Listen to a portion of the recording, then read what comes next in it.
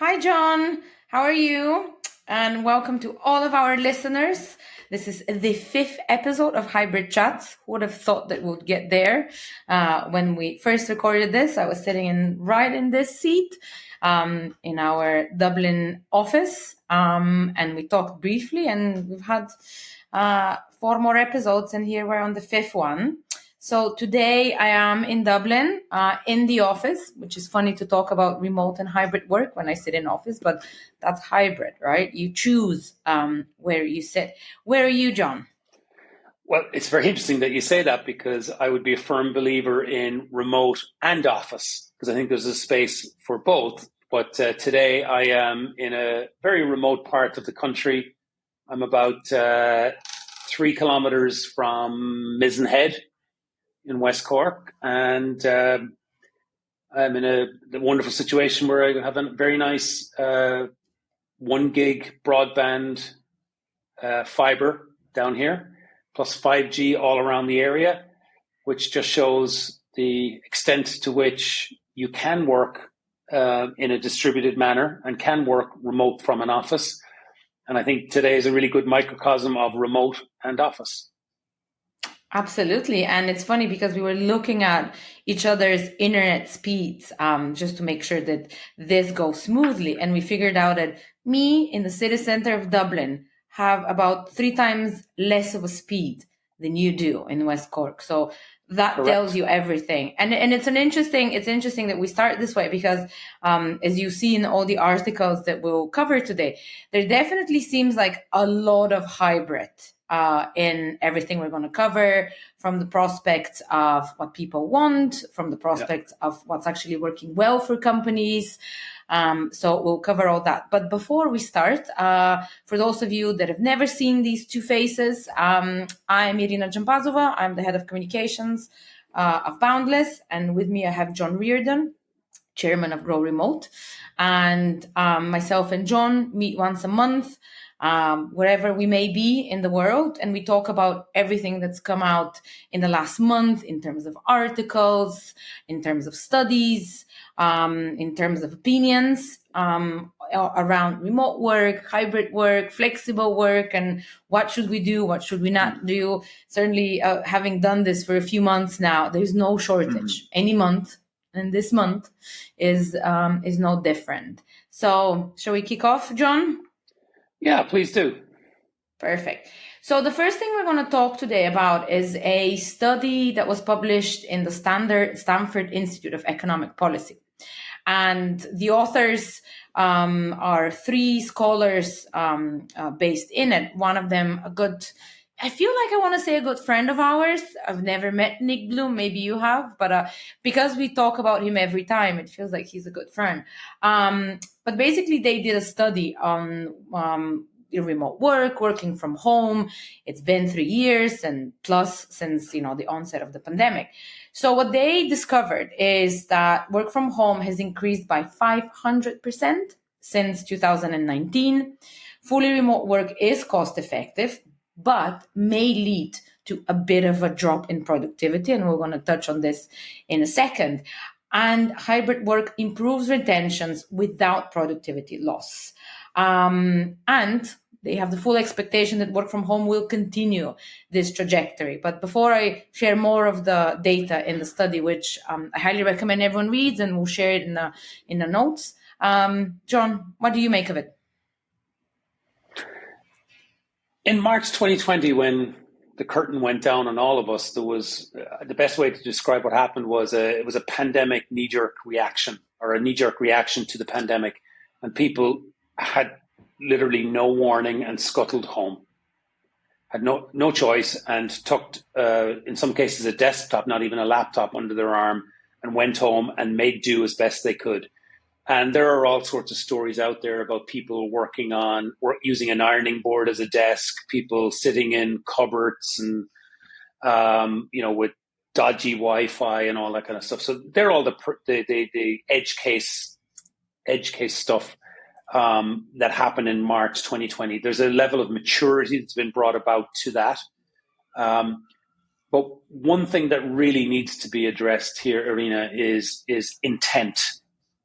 there's an awful lot of people who are working from home, where the intent has not been properly set by the employer, where the intent is we are going to provide the best work conditions for somebody to work in a distributed manner. And that's a really important point for people to understand. There was some research that came out actually just came out this morning from the same group, Jose Maria Barrero, Nicholas Bloom, and Stephen Davis, who are the three folks who drive the most of the commentary from Stanford under the banner of WFH Research. And work from home is a bit of a misnomer, because it's about 60% of the people who actually if you take people who answered that they weren't in the office working in any one period of time, 60% of those people are at home. Approximately 20% of people are in a co-working space. 15% are in a cafe or in a public. 20 are in a public place. 15 are in a co-working spot, and the balance are in a friend's house or a relative's house. So really, what that says to me is that we should not just refer to this blanket term work from home. We need to refer to it as just not being in the office. So clearly, over the course of the next couple of years, people are going to solidify the place where they're going to work, and it may well be multiple places. So, for example, when I was working from home full time, I would always try to have what I referred to as a pressure release valve, and I would try to spend at least a half a day a week going to a local coffee shop or going to a co-working place, just to get out of the house, just to scratch that community itch, to be around people. So that's a very important thing to create intent. Going back to the research, the question that you asked, some of the commentary regarding drop in productivity, there's a lot of caveats on that. The research says it may lead to productivity decline. And the part that's said to may lead to productivity decline are roles that are fully remote, more than hybrid. And we all know that there are people who have been put in a situation where they're working from home fully, where they may not want to be working from home, and they haven't been given the level of flexibility to do what I just described, which is to actually have what I would call discretion over where they could be. So what it's all leading back to is the second comment that you made regarding hybrid. And hybrid is actually the area that is of most interest, because there's really about 15% of people working from home. There's a portion of people who are fully in office, and then there's this big chunk in the middle working hybrid. And the hybrid thing is, it's coming out to about 2.5 to 3 days a week, which is a really good number to get to. Employers are looking for it to be closer to 2. Employees are looking for it to be closer to 3. Then we're arbitraging that gap. And that seems to be the sweet spot where retention improves, where productivity is not lost. And I would suggest that is the arena that most employers and employees should play in that area around the 2.5 to 3 days a week. And I think that's the discussion that's going to be had over the course of the next couple of years regarding remote, office, and hybrid. Yeah, no, I agree with you. And I think it's funny, and maybe I'm extremely biased here. To me, hybrid equals freedom. But that's, I think, my version of hybrid. And we've certainly spoken about this before in previous episodes, that there is about 100 flavors of hybrid. Is it mandated? Is it not mandated? My version of it, as we've spoken about, is when I'm in Dublin, I come to the office pretty much 4 out of 5 days, unless it's lashing rain outside and I can't be bothered to come to the office. But then I go off to Athens for 7 weeks. So I'm technically working from home, just home happens to be something else, for this extended period of time. And if you look at my year, probably I come to the 2.5, 3 days a week because of where I spend extended periods of time. I think what I found really interesting in what they were saying when it comes to productivity is And I'm really curious about your opinion, because up until not long ago, you used to run a fully remote team in Shopify. One of the things they talk about is when it comes to working, if say working is being on calls or data crunching or something that is manually doing something where you don't need help from anyone, yes, you can be more productive because there's less distractions. The drop in productivity comes from when you run into a roadblock, and how that is resolved and how quickly it's resolved is a little bit slower, which causes this. And it is a thing of remote work. When you need help, it takes more time to get that. So I'm curious about your thoughts, with kind of the hat of the person that used to run, quite a few hundred people at some point in Shopify. Yeah, I think I suppose the real. I'm going to reframe the question slightly. You're looking for the, what's a good perspective on productivity, and what are the things that I saw working at Shopify? Okay, absolutely. The first thing is, and this is the type of thing that works at companies that are fully remote or are fully remote first. In other words, they lean in towards remote. The first key thing is documentation. When a question gets asked, if it gets answered in a text format, that answer lasts and can actually be used multiple times. If it's a one-on-one conversation between you and I, it's just your interpretation of what I said, and it goes away. It's gone. It's like vapor. It's gone. But if I write it down, there's the opportunity for somebody to actually enhance that answer and amplify that answer and build on it and grow on it, and it becomes essentially a playbook. So documentation is key. So that's number one. The second thing is, once you actually get into that habit of documenting and having a proper communications protocol, it leads into the next thing, which is what I would refer to as asynchronous communications. I am now respectful of the fact that I'm going to get the answer in writing, but what goes with that communication in writing is a time lag, and it's okay, because that affords the opportunity for people in the rest of the world, in the rest of the organization, to be able to see that answer being generated and being built on by other people. And in a large case, people respecting the fact that it might take 24 hours for the answer to fully build, comes around to the following day and I see the answer. One or two people may have actually chimed in and given a fuller detail, a fuller kind of more global view. And that leads to a level of respect for my work-life balance. And you'll see companies like this are the types of companies where you'll see in somebody's e-signature, just because I sent this email at this time does not require you to read it. I want to be very aware of your time constraints and your timeline. So please get back to me at a time that suits you, or something along those lines. That's lovely. That's great. It's lovely, but it shows, what it shows is I'm respecting you. Yeah. And it's totally okay for you then to return that respect to me.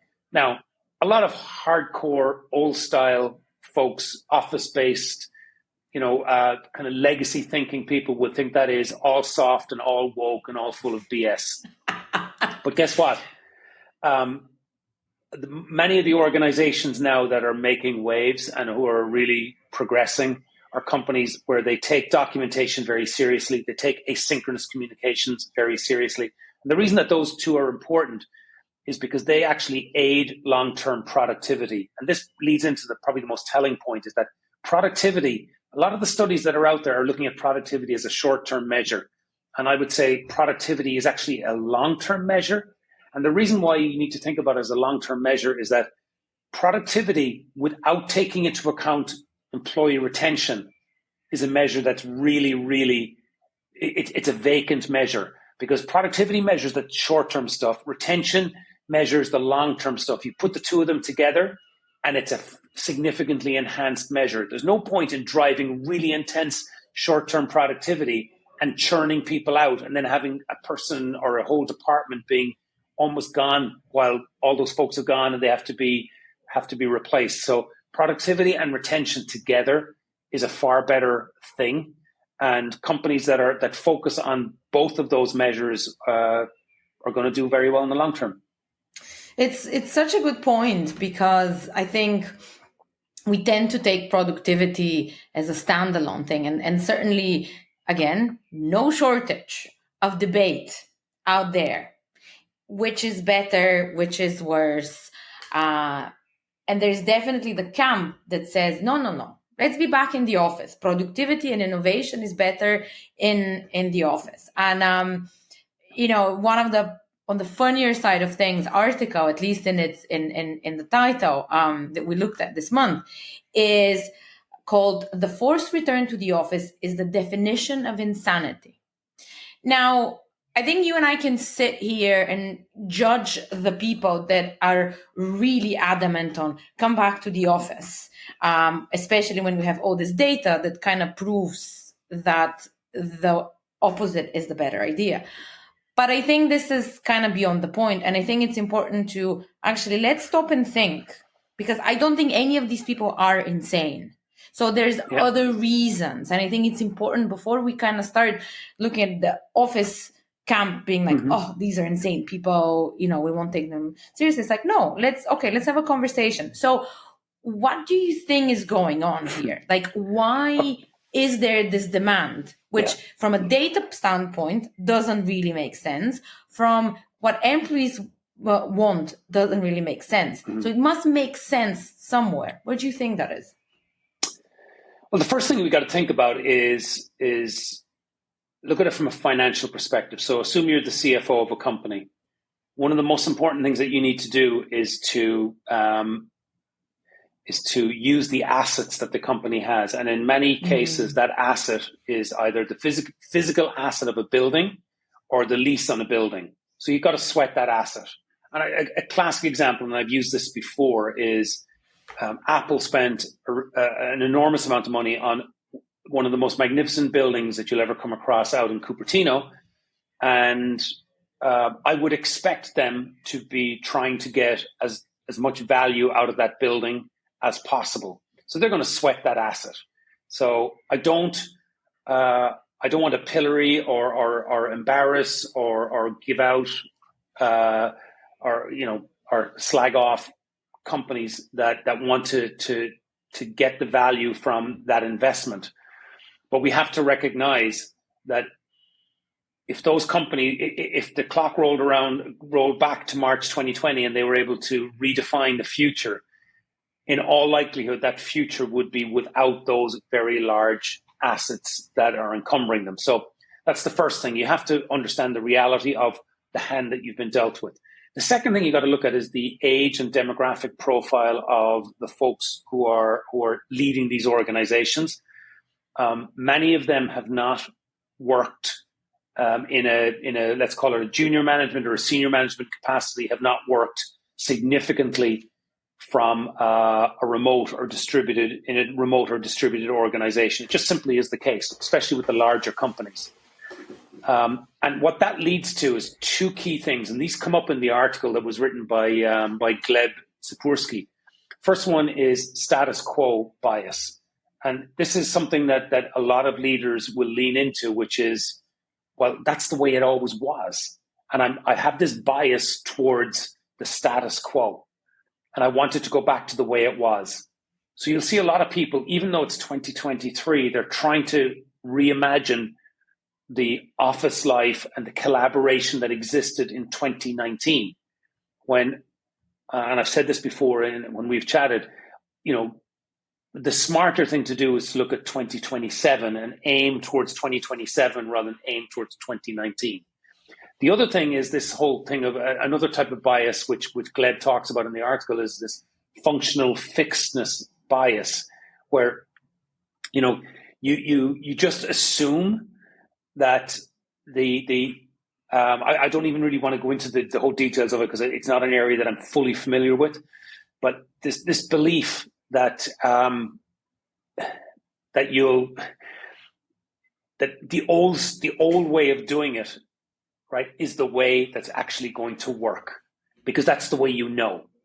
And what I would say is a way to look at this is, you know, as a leader or a want to be leader or a new leader, I would say, don't get blinded by people who are showing a lack of knowledge of working remote. Don't fall into the trap of not having intellectual curiosity. Be intellectually curious and try to get into the heads of, like, there's a reason why so many days a week are being worked from home, because for an awful lot of people it's working. So rather than shouting from the mountaintops to drag people back in, try to understand why it's working for those people. Get under the hood and understand it. And that's going to take, for some people, an element of bravery that may well have to go against the tide. And there's one interesting little point in all of this, is that most of the research, and particularly the research that Bloom, Barrero, and Stephen Davis have done in Stanford, there seems to be this kind of cutoff point of about 5,000 employees with about 5,000, or companies with 5,000 employees. Smaller companies tend to be far more attuned to remote work, but once companies get beyond 5,000 employees, they're way less likely to do it. Now, one thing that actually hasn't happened at all, Irina, which is really interesting, is we don't have enough time since March 2020 where a company has started small and built up to a certain level and then crossed 5,000. So that 5,000 number is kind of an arbitrary number that they've drawn and said that typically companies bigger than that aren't able to turn around and behave like a small company. What I think is going to be fascinating over the next 5 years is, as these smaller companies grow and grow and grow, will they turn and actually flip the way they're behaving? And I actually don't think they will. They will find ways to incorporate that level of flexibility, because that's what their employees will want. You know, imagine a situation where a company starts and grows very, very quickly, and then suddenly goes, oh, hang on, we're getting big now. We're now going to change the way we're working, and we're going to mandate that the majority of people need to come into the office. I personally don't think that's going to happen. Yeah, it's a really good one. It makes me think. Now, when you say the 5,000 number, there was that research that Gusto did, and in their findings, I think the cutoff point was the 5,000 people, like the companies up to 5,000, and they basically looked at, from the ones that are 5,000 or under, 81% are either fully remote or some form of remote. They allow remote work, right? And then when you look at the bigger companies, especially the ones that appeared a few years ago as the zealots of, yes, absolutely, you can work remotely, forever, no mandates and stuff. Things have really changed. And there was an interesting article in Vox that was kind of talking about, the biggest perk seems to be freedom nowadays. And the small companies are using this perk. It's kind of comes free of charge. It's not a full stacked bar. It's not ping pong tables. And they're really gaining from that. And retention is better. They can hire more easily. There was one article itself had 3 different studies. That was basically proving that point. But then there is also the Gusto one, which looks at not only is it easier for them to hire and retain, but they actually looked at the performance of these companies. These companies are doing better. And at the same time, on the flip side of that, you have big tech that's kind of pretty much at this point, all of them have reversed their decisions. And also, did you know that apparently Google now has in-office presence as part of their performance evaluation? Yeah, that's the one that it's a complete head scratcher to me. I mean, it is one of the most regressive steps I've seen for a long time. And I'm not quite sure their motivation. And I probably should lean in to find a little bit more information on it as to what the motivation of it is, but it seems to me to be a step back into the 2010s, and I don't really understand it. I mean, it really is accentuating this whole concept of presenteeism. I don't think it's going to end well for them on that front, but you know what? I'm quite happy to be wrong, but I don't think I will be on that one. Yeah, no, it's an interesting one. And then I think the article that was the Vox article that was talking about this was saying, there's other powers at play here where big tech feels like it needs to really act and appear as like very responsible, very mature, very grown up, which is funny because working remotely, firstly, is not immature or not grown up, but also secondly, still big tech really needs to innovate, and it really needs to be, doing, treating its employees so they do their best. And I think we used to equate this to all the perks, the ping pong tables, the meals 3 times a day. Nowadays it's freedom, and that's a much harder one to put kind of invest in, put the money, throw in the money in. But let's make this very binary. Would you prefer to not have to commute and be able to work in an area that you're comfortable with, or have a forced commute but get a free lunch because of it? All right, and like when it comes down to as simple as that, and that's a very, very basic, that's an unnuanced, very basic way to phrase it. But when you phrase it like that, I think resoundingly we're seeing employees going, hang on a second, I actually value, to your point, I value freedom rather than free food, right? And it's a very, very simple way of looking at it. Now, one other thing that comes up in all of this is that you see companies citing, and we've talked about productivity at the start, but companies also citing mentorship. Okay. Yes. But really what's happening here, Irina, is a very interesting thing. Is companies are taking the mentorship methodology that existed in office, and they're trying to bang that square peg into a round hole of mentorship from a remote perspective. All right. Companies that have grown up in the remote world and grown up in a fully distributed way, mentorship is very structured. It's very intentional. There's time for it. It's really well structured. The flip side is you have companies saying, no, mentorship must be done in the office. So if you think of what they're saying we require you to be 40 hours a week in the office so that we can get that 1 or 2 hours of side-by-side time from a mentorship perspective. Doesn't make sense. No. And I think what we need to make sure is that we are doing our level best to share with larger organizations that are struggling with this, share with them the intentional focus on mentorship that's structured and intentional. Completely agree with you. And I think that was one of the points that I got from the articles around, really hybrid just kept on coming as, the one that makes more sense on this number of reasons, people, performance and all that. And it got me thinking, obviously we have on one side fully remote can be challenging because there is no FaceTime. The office, there is the FaceTime, but there isn't the intentionality because we're just making this assumption that just because we're all in the same space, somehow mentorship, innovation, what have you, will happen organically, right? And then there is hybrid that comes in between, whereas we have a bit of FaceTime, so that helps, on the fully remote side of things, it's better than that. But then because it's limited and because it's thought out, it also has the intentionality. So it becomes this formula for, you want the same productivity or potentially better, have this. You need the FaceTime, but you also need the intentionality.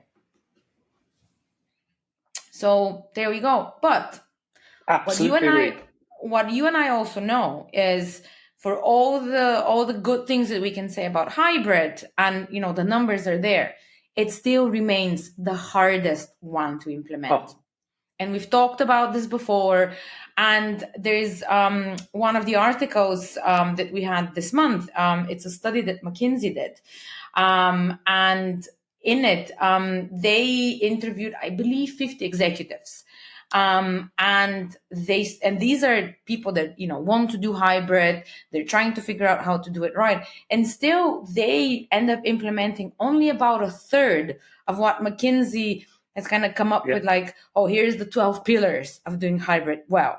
And only about a third of these are actually being done from these intentional companies, right? So there is a lot of work to be done with hybrid. And what they found is that these companies are not really leveraging workplace technology. They're not really creating work from anywhere systems. They're not really implementing test and measure systems.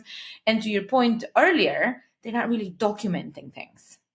So I suppose, again, you've kind of touched on this, but I suppose for the benefit of listeners, really, love to hear from you again. What are, if I'm someone listening to this and is like, okay, clearly it sounds like I should be doing hybrid.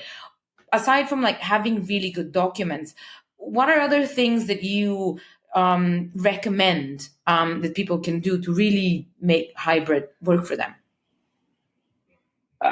As an employer or a leader, first thing I would do is avoid mandates. Secondly, I would encourage and enable flexibility, which is the inverse of a mandate. And the reason for that is that smart, engaged employees will thrive and revel in an arena where they are being trusted to make smart decisions. I'm going to repeat that because it's really simple. Smart, engaged employees will thrive when they're trusted to make smart decisions. I raise my hands to that. It's a pretty obvious one. Absolutely. Another one is that there should never be this blanket approach of this is the way it's going to be in the company, because different teams, different departments, different functions, different divisions have different needs, and you need to respect those differences. There are organizations and companies where the classic one is payroll or talent acquisition, right? Where the majority of those type functions can be done fully remote all the time, very little need to be in an office, and they get cited on a regular basis. Then on the flip side, you'll see ones that get regularly cited as requiring collaboration are sales teams or marketing teams where they need to get involved from our product development. Yeah, so it differs by department, by company, by product type, by division. So respect those differences. Don't take a blunt instrument approach. Respect those differences. So really, to me, it's a case of infusing a culture where you have trust everywhere, where you have documentation as a core pillar, where you hold accountability fairly high. If I say I'm going to do it, I do it. And if I don't do it, I don't do it. And it's fairly black or white. And that's the beauty of it. I'm at home. I said I'll get it done. And if I didn't get it done, then I just didn't get it done. There's nowhere to run, nowhere to hide. Okay, it's simple. Yeah.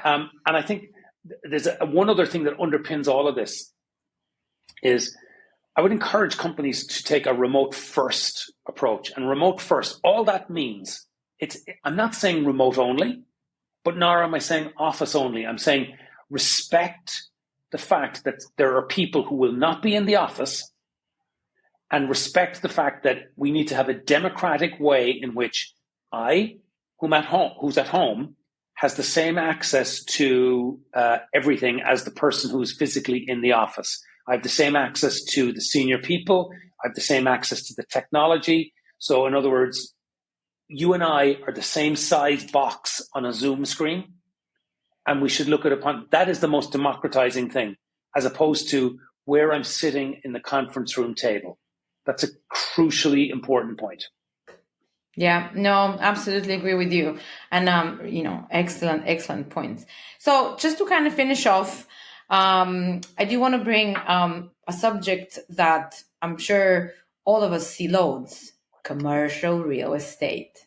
So if you look at media, Okay, we've talked about remote and hybrid and in office.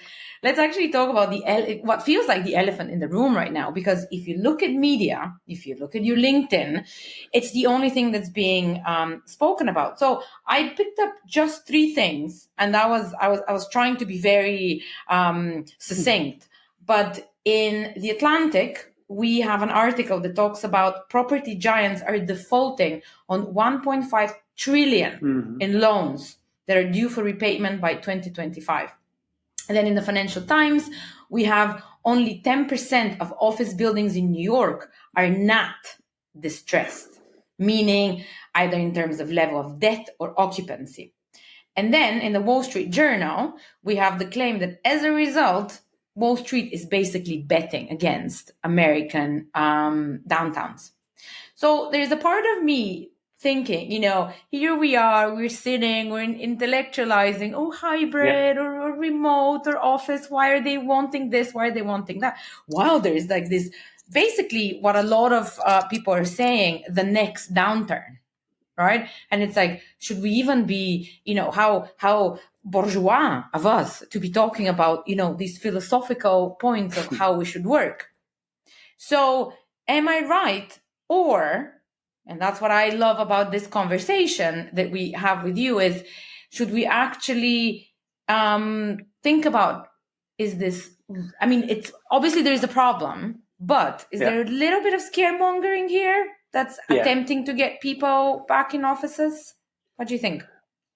Bad news sells far better than good news. Yes. And when people are screaming that the sky's falling in, it's a far better, it's a much easier way to get coverage. So you're going to have a lot of the scaremongering. Now, a lot of it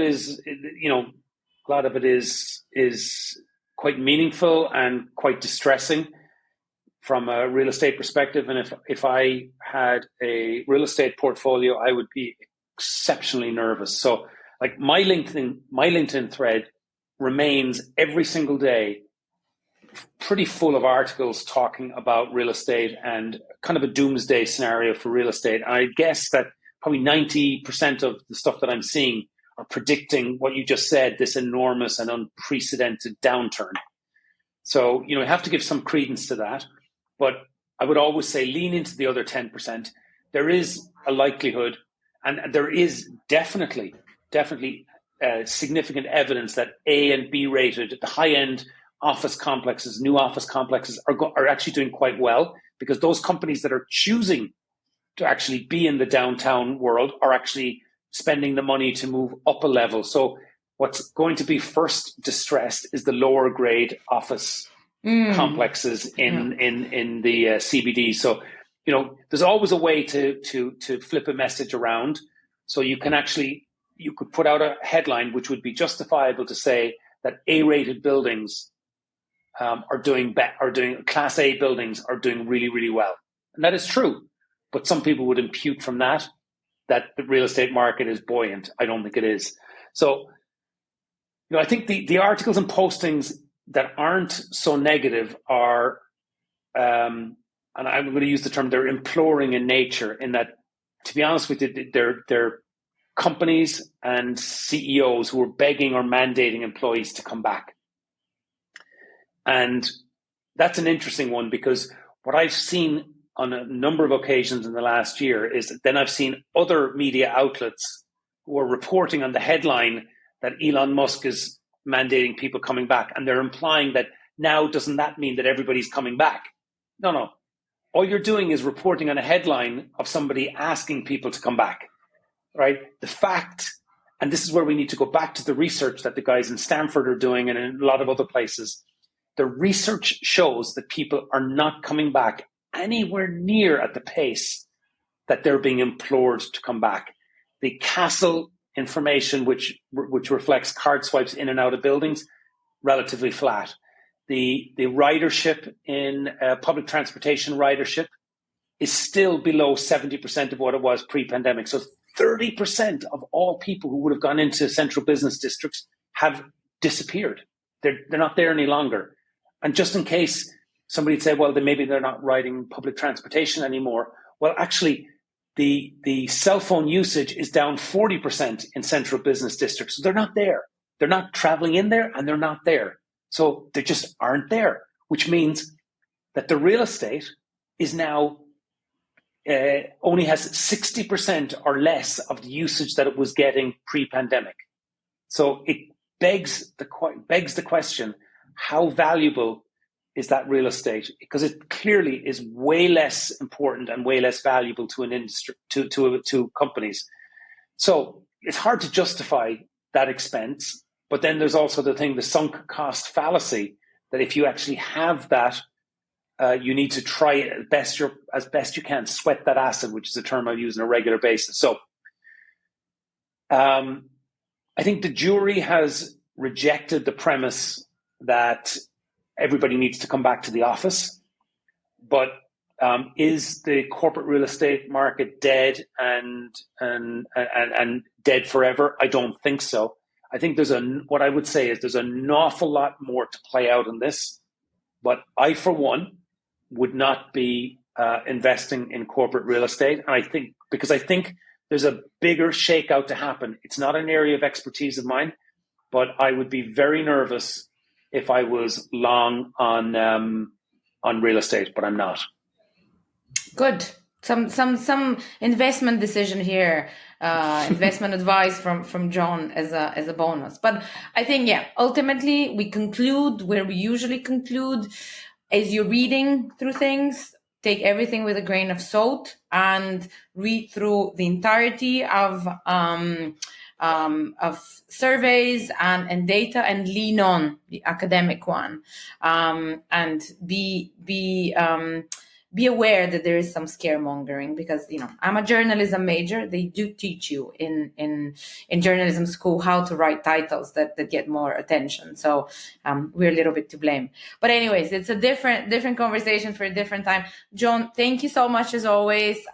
Very, very interesting conversation. And as always, a reminder, if you, our listeners, would like to add any articles for us to review, talk about, claim as scaremongering or whatever it is, you can do that. We have now made it easier for you. We've created a big document in a platform called Coda, very similar to Notion for those that may have used that. All the articles that we not only talk about, but also kind of put in our list of articles to look through. We put all of them in there, so you can have access to that, even if we didn't talk about it. You can read back through them. But also there is a way for you to add articles there as well. There's a little button. So please share anything you want there, and John and I will be sure to cover it. In the meantime, thank you, John. Enjoy the west of Ireland. I hope it doesn't rain too much. And I'll talk to you next month. Thanks, Mel. Great. Thank you very much. Ciao.